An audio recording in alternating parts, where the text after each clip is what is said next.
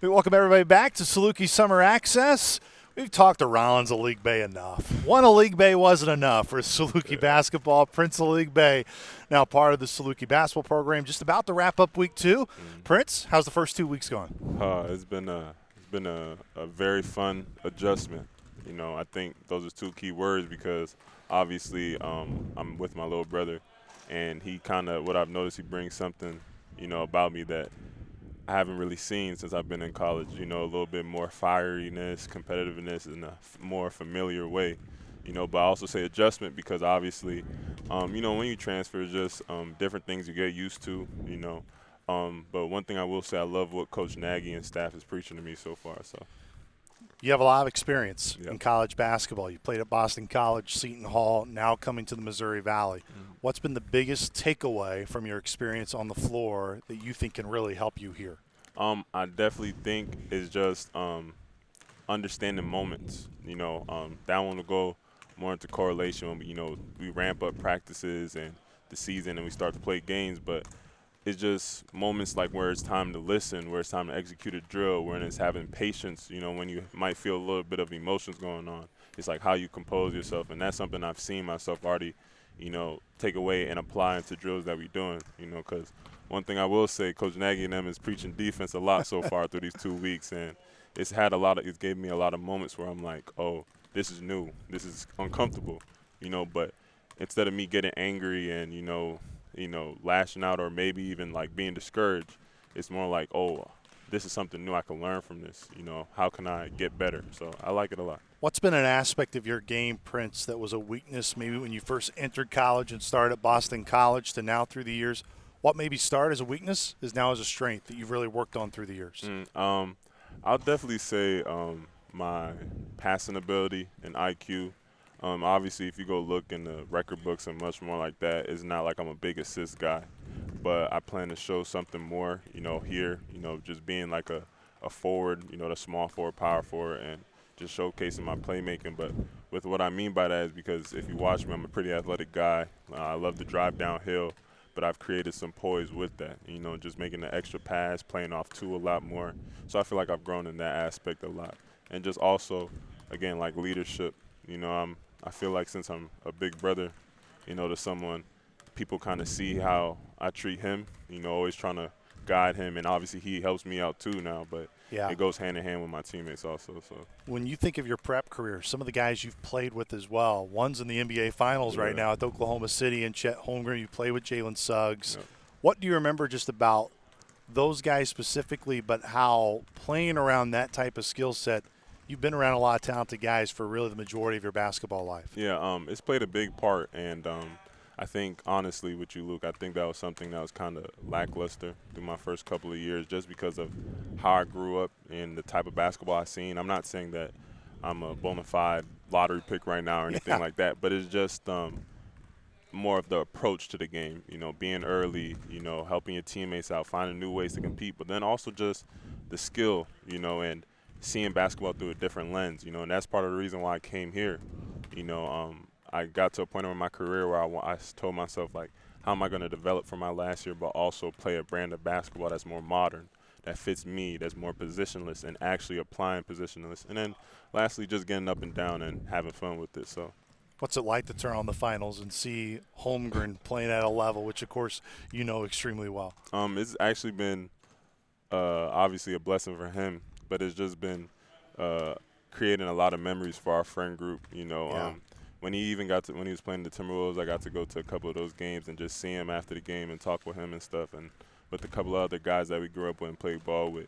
So obviously I'm rooting for him. I'm proud of what he's doing right now, but I know he's not finished yet, and I know he got to go win that chip. So No question. Down 2-1 right now. Exactly. I'm from Indiana, so I am feel kind of it. pulling for the Pacers, but that's okay.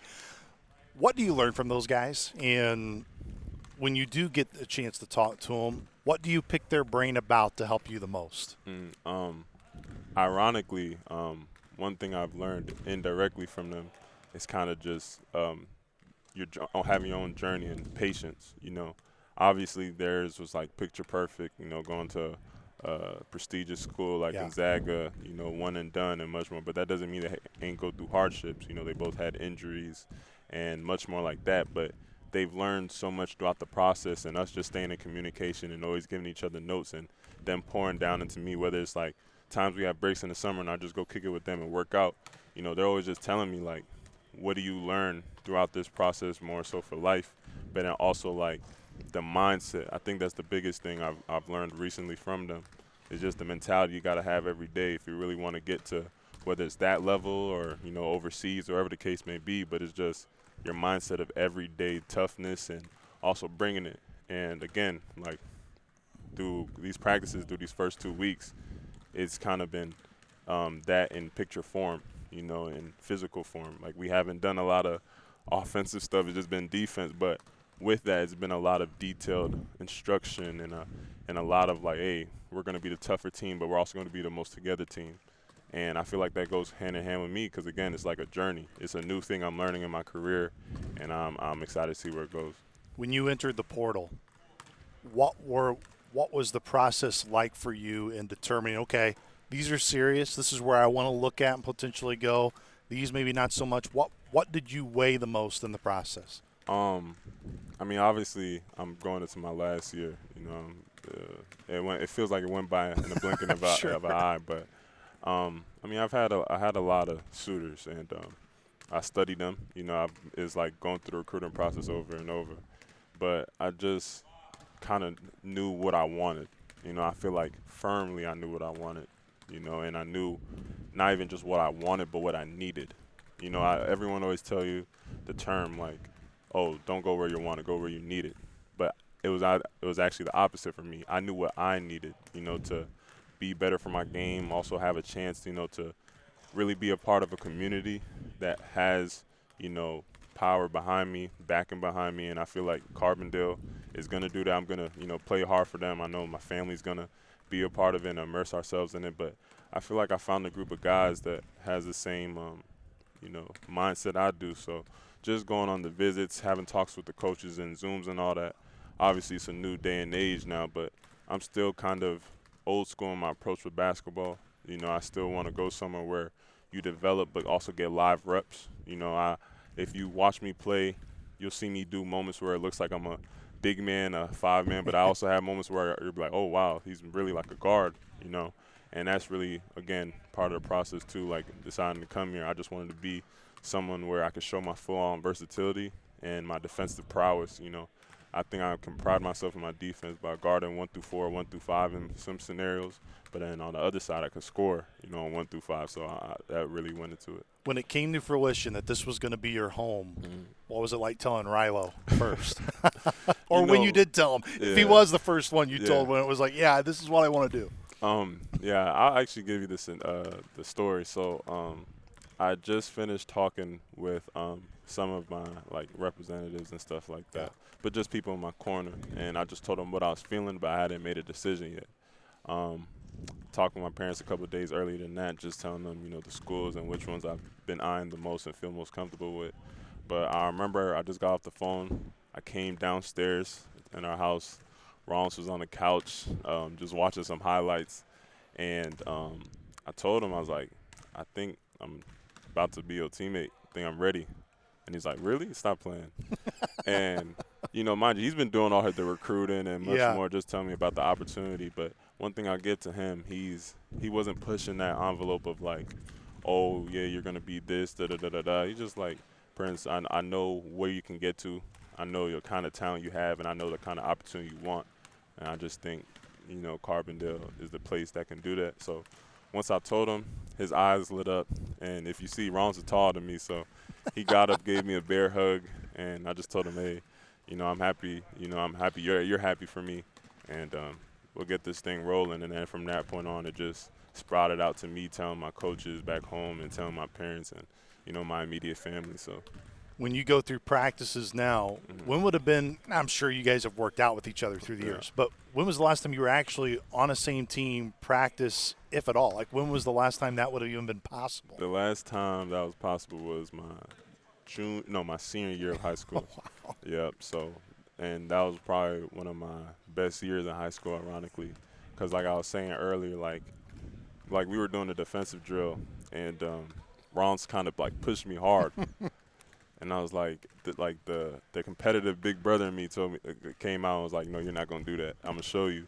But obviously, he's grown into his own man too, and that's the lovely part with it, you know, because as he's doing that for me and he's pushing me, I'm pushing him back. So we're just getting each other that much better, and it's kind of, you know, I want to build it more with my teammates too, not just to have that connection with Rollins, but to have that connection with my teammates, you know, because at the end of the day, the most together team wins. So that's really what it's been.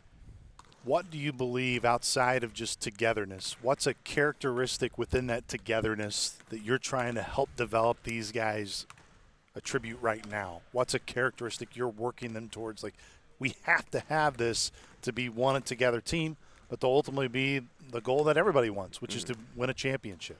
I would say it's really commitment and trust. You know, at the end of the day, like what I've learned through my experience and playing against, you know, NBA players and, you know, the best of the best teams, you know, it's just they were committed to what the work was, and they trusted one another. They trusted what the coach was saying, and the coach trusted them as players too. Like, it goes hand in hand. And obviously it's early. It's really early. But I think over time, once we have those hard moments where it feels like we all want to be with each other and we, you know, are mad or angry, arguments, like those are the times where it's like, okay, we know why. Let's talk about it and let's regroup and let's do it again, you know. And I feel like once those moments really come about and we show that we're committed to the same cause and winning and getting to the tournament someday, and then obviously trusting in that, I feel like it'll all work. So I feel like that goes in hand with togetherness. When you got to know the staff through the process, Coach Gibbs, Reddick, Coach Nagy, of course, as well, Coach Hawk, Coach Maven, all of them, Coach Beasley, what impressed you most about the staff, and maybe who were some guys that you really drawn into? And I know it helps when Rollins has been here for a year already, but they were like, I can relate to this person. Like, this guy is going – you knew what you needed. Where did you see the staff kind of fill that need role? Ironically, I feel like I hit it off with everyone. And I know, like, again, like, recruitment is like cakes and cupcakes and everything, you know, is trying to be all dressed up nice, but they were just honest. And I feel like honesty goes a long way, because you can go back and be like, oh, he wanted what's best for me, you know, and they showed that, you know, like Coach Beasley, we talked a lot about his playing days and how obviously he understands the game has changed now, but he just gives it another take to what it means to be a college basketball player and have those down days and those hype days, you know, but always finding ways to cheer us up or joke around. You know, Reddick, just talking about, again, another college player, just more so from the guard standpoint, like reading the court, talking about certain things in the IQ perspective. And then, like, Coach Nagy, just his different approach. And he's not going to, you know, do all the cussing and much more, but he's very detailed. And he's been doing it for a long time. So he's very organized, he's very neat, and he's very precise about how he wants things. And I feel like as someone like me who asks a lot of questions, who's curious about the game, he tells me a lot about the why. And I feel like that's going to help me in the long run and help this team. How much does it help to his directness of, look, there's, you know, you've played for a lot of different coaches and don't want to describe either of them in this way, but there could sometimes be a lot of fluff. Yeah. He has obviously the basketball IQ and the knowledge of his past, but he doesn't waste your time in terms of when you have a question, he'll answer you very directly. How does that, in terms of the impact with you, it's easier to maybe ask those questions because you know you're going to get an absolute direct answer? It helps a lot. You know, it's just efficient in the long run. You know, like one thing, like a drill I was kind of confused about earlier was like a post-up defense drill. And I was just confused about how to get into it and the emphasis. And he just told me straight up, like, it's nothing crazy. We're only doing this because I want you to build the mentality.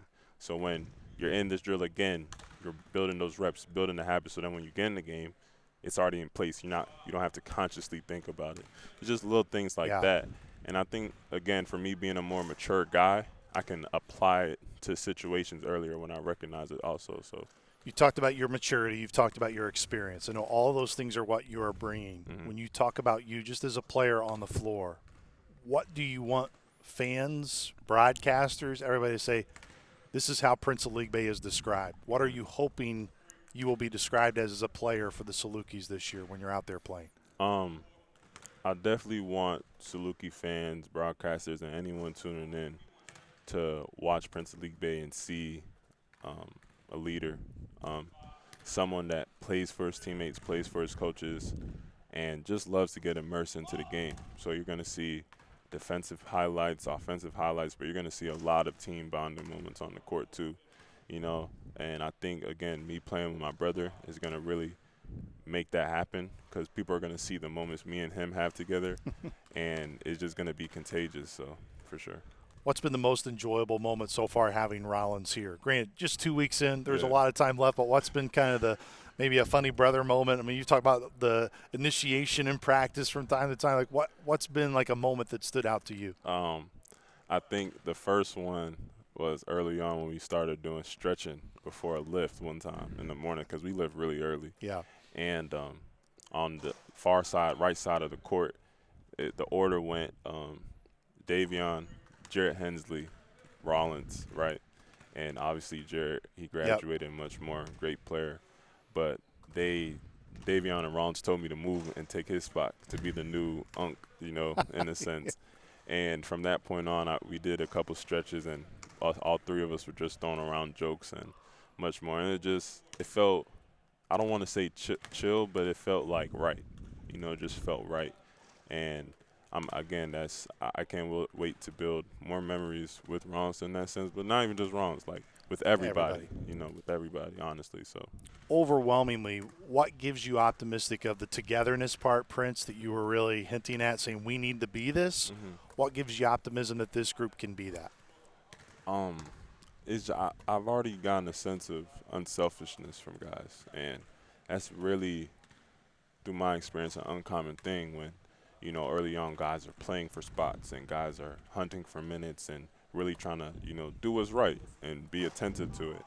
And I'm not saying guys aren't doing that, but they're doing it with a different lens. They're doing it with like, hey, I'm doing this to push you. I'm doing this because I want to win. And I know if I get the reps in now, it's going to help in later. And one guy that's inspired me with it is Mayo, and obviously he's another senior, so he has a more mature perspective to things, but it's just how he talks about the game and how hard he goes. It's like, wow, like he really wants what's best for this team, and those are the kind of guys you want to be around with. It just makes it a lot more comfortable, to go through certain things. So, yeah. Well, on this note, Prince, when you look around here and you look up at Walt Frazier's retired number above us to all the different banners, when you walk to the hall every time to come to the floor, you see the history and everything. This place has been the fan base. Everybody is just ready to explode to get in here and make this environment like it was back in the 2000s. How much does that sit on your mind of one of the reasons you wanted to come here? You talked about the community aspect. How important is re-engaging that community and getting them in here and being proud to wear Salukis on their chest and to see you guys playing the way that they've seen Saluki basketball for a lot of years? I mean, it was very vivid when I came on my visit, and it's not because the coaches were preaching about it. It was just me seeing it, and how immersive this place looked and how everything was so close-knit and much more. I've been in not a lot of different schools, but two different other universities, and I've seen how fans communicate and, play a part in that, but I kind of like the feeling of this because it's kind of similar to where I'm from, in Brooklyn Park or Minneapolis, Minnesota. So I'm very excited, for it. I don't want to sit here and just, give all kinds of inspiration to the fans because at the end of the day, we just got to work, and I know everyone in the country says that to some, capacity, but that's really what it is. We're going to work hard, and it's ironic because me and Rollins talk about this all the time since we've been here. It's like, what kind of team do we want this team to be? We want this team to really be one where people are on their feet, where it has those hype moments where the fans is in it, where the players is getting the fans to cheer and much more. But at the other times, maybe it's a weekend where we do fan engagements, maybe where we're stopping by somewhere locally and helping out, and I think it's just instead of us just being 5 on the court, it could be 5,000 of us, just because we have that kind of backing. So that's really where I want to get to, and I know, like, from my last year, I feel like I kind of know how to